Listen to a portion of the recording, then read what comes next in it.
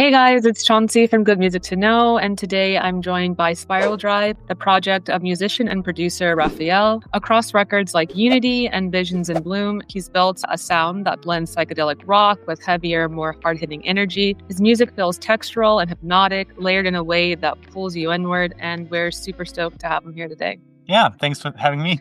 Yeah, of course. So maybe just like going back to the beginning, when you first started Spiral Drive, what was the world you were trying to build, maybe like sonically and visually? First of all, it started off as a project where I was just collecting ideas at the side for a couple of years while I was playing in another band. I think psychedelic music was always like what has been driving me at that time already since a couple of years, actually. So I was just like collecting my own ideas and pre-productions of things. And I feel like my influences are so layered, because like the early influence that I got from my dad and my brother, and it's like very deeply ingrained. And then there's been the 90s where I was basically like in the present, and there was grunge and all that kind of stuff. And later on, like also alternative rock and crossover stuff. And this had all a massive impact. And then also like 2000s crossover. My first favorite band was Limp Bizkit, with age 9 or 10, so that's just stuff, that I don't think of nowadays, but it's surely somewhere in the back of my head. But then also like as time went on and the horizon opened more and more, digging in the past a bit more in the 60s, 70s, from Jimi Hendrix to the Beatles, whatever. But then also like modern psych bands really like drew my attention. Like first it was MGMT. Most people know like 3 songs of them, but there's so much trippy shit out there, like in their musical cosm. Yep. And Tame Impala did just a really big difference to me, because at the time where I kind of like gave up on lead vocals, like I had like the live album from Tame Impala from 2014, and I was like, fuck, I have to get back to it. Actually, it was always like trying to do something psychedelic. I think what Tame Impala showed me was like hooky stuff can be really cool and doesn't have to be like just cheesy or like in a way that it's uncomfortable. 100%, yeah. And that gave me like a lot of confidence to try out more hooky stuff, actually. So I don't know, it was this potpourri of like fancy shit, krautrock, psychedelic rock, old school, modern, I don't know, the alternative rock influences, and it all just came to this pot. And whenever I sit down, it becomes a little bit different, but then in the production with the band and everything and the voice, it gets, I think that was the name for the first album, Unity, because it's like all that different stuff, but now it's Unity. Yeah. Yeah. And I went back to listen to all your stuff today. So I started obviously with Unity, and then obviously I went with Visions in Bloom, and there's definitely a tonal shift. So I think the second album leans a bit more into like hard rock. Like the psychedelic elements are still there, but it's a bit darker. I think even the vocals come through a bit more stronger. Mm-hmm. So like, was that a conscious shift, or was that decision just something that kind of like emerged naturally for you? Regarding the heaviness or the rock elements, it was less of a conscious thing. Okay. It was just what was there musically. Yeah. And but we had very different, like, I was like at that point, like I had this one album Unity as experience for Spiral Drive that helped me a lot, like kind of like, okay, this is why I'm standing, like where do I want to go. The conditions were very different. We were in a really, really sick studio for Visions in Bloom. We could really like level it up for sure, like sound wise and sonically and everything. The other thing was like recorded in a rowing clubhouse, basically. With vocals, I felt more confident also on that album. Also lyrically, I felt more confident, and that gave me more confidence for singing again. Yeah. I tried to get more into like a warmer sound also. I wanted to have it a bit warmer. Except for the heavy part or the rocky part, that was all also like surely like with an intention to like go more towards this direction. I always feel like sometimes that the music takes place somewhere between all this heavy psychedelic or alternative rock, grunge, stoner. Yeah. On the other hand, it's like poppy and this kind of indie, and it's like those two worlds that I try to combine, actually. So someone said one, it's like Tame Impala on steroids, for example. It's a bit like harsh, I think, but there's people that will listen to Spiral Drive and they say like that's too soft for me. And there's people that will listen to Spiral Drive songs and will say like that's too heavy for me. Okay. And there's people that like both and people like none. But like that, it's always like somewhere in between actually. Yeah. And your production often balances dense layered soundscapes with like melodic clarity. So what's your process when building a track from the ground up? There's different approaches. When I'm at home, I mostly like what I like. My favorite way is like to just build a beat that I dig and then I play the bass on it and I just awesome chords and I just build a quick sketch and then I just keep recording things, guitars, bass, synthesizers, start singing some gibberish. It's mostly melodic fragments, less than words. The lyrics are the hardest part for me. They always come last and I always make sure that's fine. But until that very last point, I always think it's shit. Yeah. Until it's like, I don't know, to a point where I feel like, okay, I feel confident with it, especially as a non-native speaker, you know, like it's like also something where I want to make sure it's not like as if I want to, but not capable. Well, it's come across that way, just saying. So thank you. You know, like some songs got created also with friends, you know, I like to write with friends, with bandmates, with collaborators. I don't know. So the constellations in the end, in the credits are very different always. Yeah. But very often it starts like here at home, me pre-producing stuff. I don't have a drum set here, you know, but like, so I program the drums if I do pre-productions. Or what I also like to do is like when I'm with the band on tour in the studio, that happened on both albums also so far, that I take like one day or something or an afternoon where I say, okay, we won't record any songs today. We're just going to jam and improvise. And we just record everything. That's cool. And then afterwards, I just see what is there and build something. Like on Unity, there's like the songs Haven and 420. They're just fragments from an improvised jam that lasted for more than an hour, actually. Amazing. Yeah. And same with the Interstellar Noise stuff. That's all just like an improvisation with my friend Andy on, I don't know, noise devices and delays and shit. And I don't know. Visions in Bloom. There is a jam actually, but it's not released. It's like, I'm always planning to do it as a B-side special somewhere in like the full 1.5 hour jam or something. Yeah, that'd be cool. That'd be super cool. But I think there was less jam tracks in between, if I remember correctly. But some parts that have been like jammed in the studio, like Echoes was one of those songs where I knew like, okay, the song is like that, but like there's something missing. And then in the studio we were like, okay, let's do a cool outro. And I was like, yeah, that's the chord. And then the drummer was okay, how about those kicks? And then we did the outro together, you know? Yeah. And so the band contributed to the outro there. Yeah. So it's always different. But jams are also a very important source for cool ideas and things that would have not been created if I would have just been sitting there with my brain. Exactly. Yeah. And I know sometimes when people think of like psychedelia, it like I always say this word, psychedelia, it can be seen as like escapism, but it can also be like confrontation, kind of like a mirror. So for you, is the Spiral Drive sound a form of like escape, or is it a way to go like deeper into yourself maybe? Both, actually. Very clearly both. Very often it's reflection of own things, emotions, but also maybe of society, I don't know, or just things that I like perceive, that I react to sensitively, or I don't know, like in a way of like that it makes me think about it or whatever. Yeah. It's surely very emotional. Like, for example, Space Train is actually quite an escapism is the right word for that, because it's like just hop on the fucking space train and leave this place, okay? Like, go and explore whatever it is that you will find within yourself. So it's maybe like escapism to the inner self. I don't know. Yeah. Also, so both, you know, you are the universe is us. I don't know. Yes.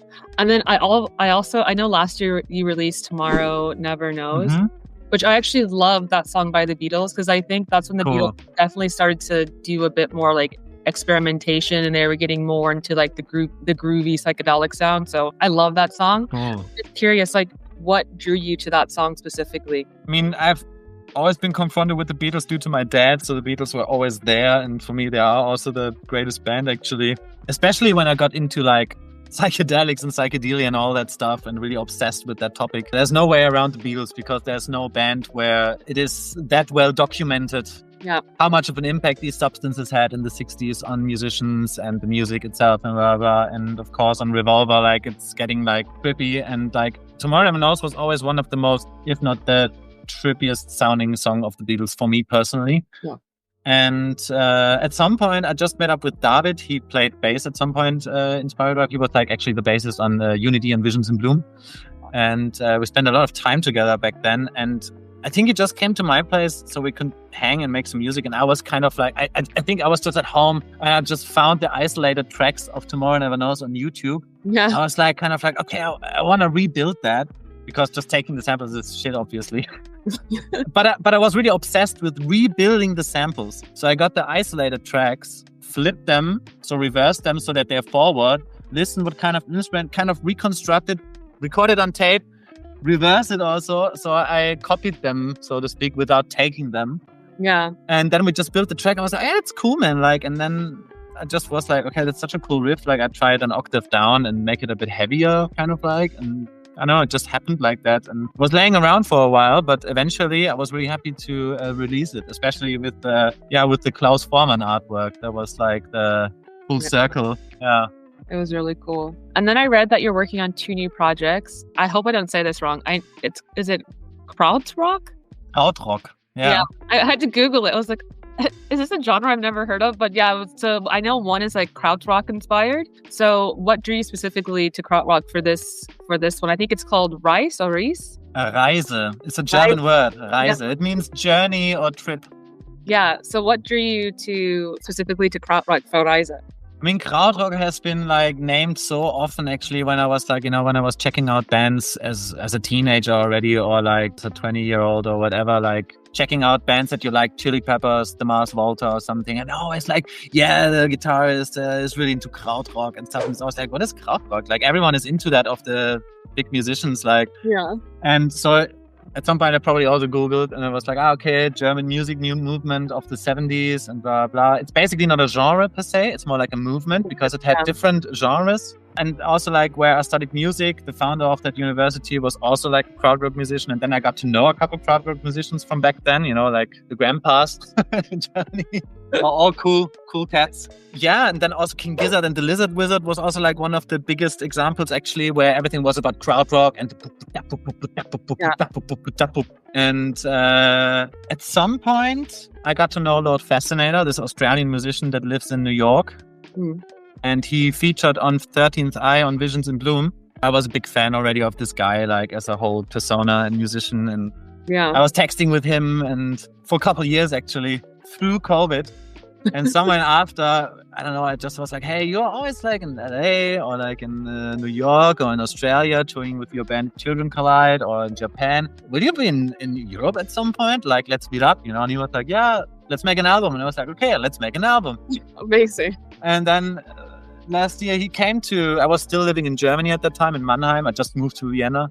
Yeah. And he was in Europe and he came over to Mannheim. And then it was like, okay, let's make an album. And he had the initial idea of doing an album for driving that is having this crowd beat a la Neu, that band Neu. Do you know Neu? Have you heard? It's like, there's a couple famous krautrock bands, or like for their kind of like krautrock. There's like better known krautrock bands and less known krautrock bands. The most famous one would be Kraftwerk. Okay. Kraftwerk has shaped modern music forever because it was the first band that went all electronic. Yeah, okay, yeah. And they emerged out of krautrock. And he was like, yeah, I want to do this like album for driving that has like this motor-like beat, but it's for driving and it's like very krautrock-inspired, like Can and Kraftwerk and Neu. Neu was like very famous for this beat. And that was his vision. I was like, cool, let's do that. And then we started the first song, which was a car song. Yeah. And then the next day we made up, okay, what are we going to do today? Okay, let's do a bicycle song. Let's always do a different method of transportation. Yeah, that's cool. And then we ended up doing 5 songs. Auto, car. Yeah. Rad, which means bicycle. Zug, which means train. Yeah. Flugzeug, actually, which means plane. And Raumschiff is spaceship. Yeah. And so it's like this journey that starts on the street, utilizing all those different methods of transportation, and it ends up in space, in afterlife, and whatever. Yeah.